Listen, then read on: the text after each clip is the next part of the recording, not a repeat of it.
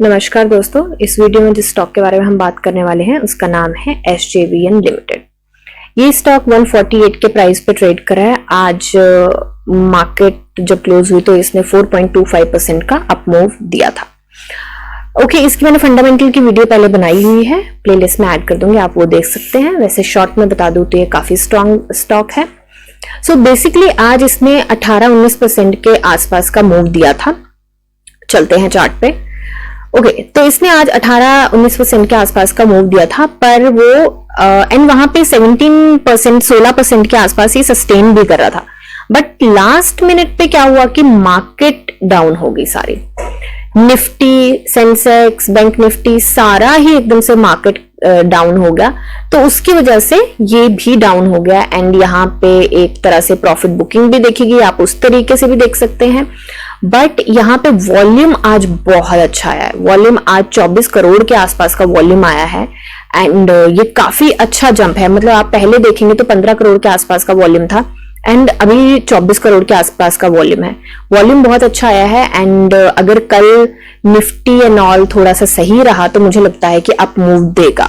अगर वो सही नहीं भी रहा तो मुझे लगता है फिर भी ये थोड़ा बहुत अप मूव दे सकता है।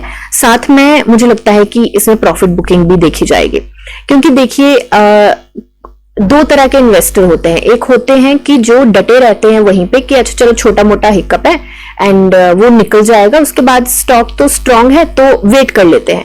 एंड एक ऐसे इन्वेस्टर होते हैं या ट्रेडर जिनको आप बोल सकते हैं कि जो अगर निकल गया तो वेट करते हैं कि नीचे जैसे जाएगा फिर से बाय कर लेंगे, थोड़ा बहुत जितना भी प्रॉफिट होता है उतना निकाल लेते हैं।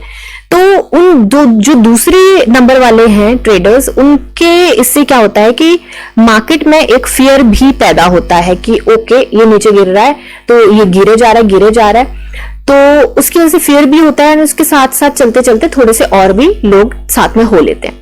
सो बेसिकली इसमें भेड़ चाल भी बहुत चलता है। जैसे ऊपर जाता रहता है कोई भी स्टॉक, तो उसमें एकदम से उसमें भेड़ चाल चलता है कि ओके ये तो भाग रहा है, पर बाकी टेक्निकल चीजों का ध्यान नहीं रखते हैं यूजुअली।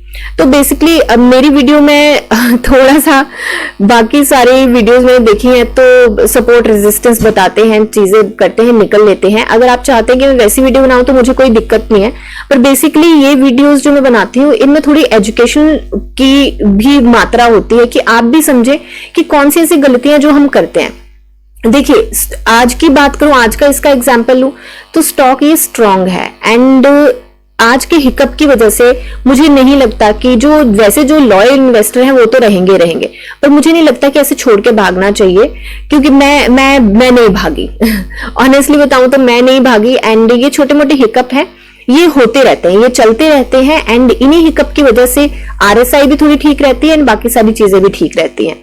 ठीक है, तो बाकी सारा कुछ चलता रहता है। एंड वैसे भी बैंक निफ्टी एंड सेंसेक्स अपनी स्ट्रॉन्ग जो रेजिस्टेंस है उसके ऊपर जाके उसके आसपास से वापस आए हैं। एंड जैसे कि आपको पता है कि बैंक निफ्टी जब तक 22,000 के ऊपर नहीं क्रॉस करती तो थोड़ा सा मार्केट में वॉलेटिलिटी रहेगी, वो स्ट्रॉन्ग नहीं होगी बैंक निफ्टी। ओके, तो अब बात करते हैं कि अगेन इसके क्या कल के क्या देखे जा सकते हैं, इसके मूव्स क्या हो सकते हैं।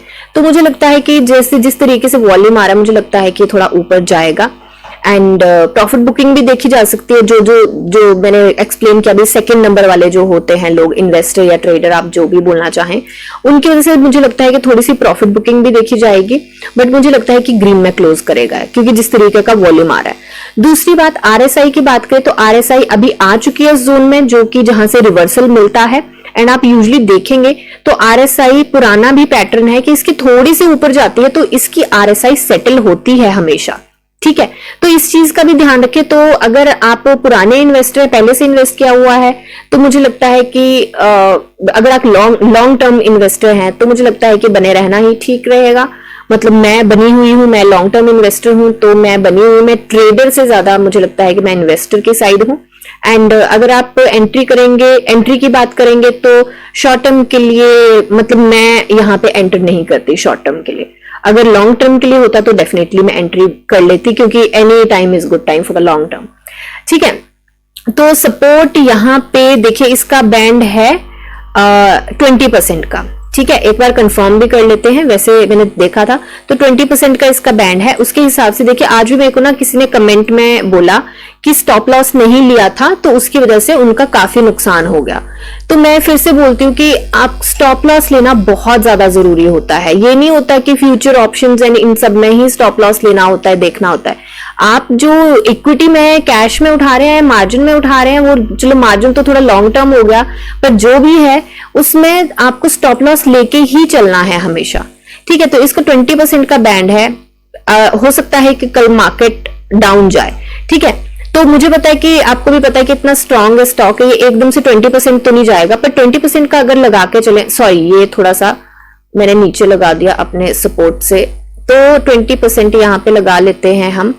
तो देखिए 20% का इतना आता है कि 118 के आसपास का इसका स्टॉप लॉस आता है। 118 का 119 ही लेके चले, क्योंकि ये जो 20% होते हैं वो 118.60 के आसपास होते हैं, तो 119 तो इसका स्टॉप लॉस लेके चलिए। पर मुझे लगता है कि इसका जो स्ट्रॉन्ग यहाँ पे है, वो यहाँ पे मुझे लगता है कि इसका सपोर्ट बना हुआ है। 127 के आसपास इसका स्ट्रॉन्ग सपोर्ट बना हुआ है। मुझे लगता नहीं है उससे नीचे जाएगा, बट फिर भी एक स्टॉप लॉस लेके चलिए आप। ठीक है, तो स्टॉप लॉस जो आपको लेना है, क्योंकि इतना नीचे का वेट करेंगे फिर तो क्या ही है, वो तो सारा ये चला ही गया। तो थोड़ा सा ये अपने अकॉर्डिंग जितना भी आप देख सकते हैं कि इससे नीचे गया तो मुझे नहीं जाने देना है। वो स्टॉप लॉस हर किसी का अलग अलग होता है, क्योंकि लॉस सहने की हर एक की कैपेसिटी डिफरेंट होती है, राइट। तो प्रॉफिट तो जितना मर्जी आ जाए, पर लॉस जितना मर्जी आ जाए वो नहीं चलता। तो हर किसी की कैपेसिटी अलग होती है, तो अपनी कैपेसिटी के अकॉर्डिंग आप स्टॉप लॉस यहाँ पे लगा सकते हैं। ठीक है, तो ये मैंने बता दिया आपको 20% का बैंड है। अब देखते हैं कि देखिए जैसे आज इसने 18% के आसपास दिया, तो 20% अगर यहां से हम ले तो देखिए ये होता है 179 के आसपास। तो हमने पहले ही बोला हुआ कि फरवरी के एंड तक, हाँ, जो मेरी एनालिसिस के अकॉर्डिंग है, मुझे लगता है कि 200 ये टच कर जाएगा। एंड मैं अभी भी उस पे ही टिकी रहूंगी, अभी भी उसी पे हूं मैं कि मुझे लगता है कि ये स्ट्रांगली टच कर जाएगा। तो बेसिक बात यही है कि स्टॉप लॉस आप हमेशा लेके चलिए। जैसे मैं हमेशा आपको बोलती हूँ कि जो भी एनालिसिस होती है, जो ऊपर जाने की स्टॉक की एनालिसिस होती है कि स्टॉक यहां तक के टारगेट ले सकता है, वो बेस्ट केस सिनेरियो होता है। उसमें ग्लोबल न्यूज या मार्केट ऐसे गिर जाए एकदम से लास्ट मिनट पे, वो नहीं हमने एनालाइज किया था, क्योंकि उसको कोई भी एनालाइज नहीं कर सकता। किसी को नहीं पता मार्केट कब जाएगी, गिरेगी, या कब क्या होगा, कब ऊपर जाएगा। बस ये पुराने पैटर्न के साथ साथ हम ऊपर का कर सकते हैं एनालाइज की, हाँ, एंड रेजिस्टेंस के साथ कर सकते हैं कि यहाँ पे आ सकता है। पर मार्केट ऐसे एकदम से गिर जाए उसका किसी को भी पता नहीं होता, तो इसीलिए स्टॉप लॉस जरूरी होता है। ठीक है, अब देख लेते हैं कि आज की कोई न्यूज तो नहीं आई जिसका कोई फर्क पड़ेगा प्राइस के ऊपर। तो ये तो बेसिकली मैंने देखा था कि एक डायरेक्टर सर हैं, वो रिटायर हो रहे हैं, तो उनकी जगह दूसरे डायरेक्टर अपॉइंट हो रहे हैं। 3 जनवरी से अपॉइंट हुए हैं। तो ये वही न्यूज है और कोई ऐसा न्यूज नहीं है जिसकी वजह से प्राइस के ऊपर फर्क पड़ेगा। Again I am saying stop loss हमेशा लेके चलिए। रेस्ट कोई, जैसे मैं हर एक वीडियो में बोलती हूँ, कोई बाई सेल होल्ड की रिकमेंडेशन नहीं है। अपनी एनालिसिस कीजिए, जानिए समझिए, पढ़िए और फिर इन्वेस्ट करिए। Thank you and have a good day. Happy investing.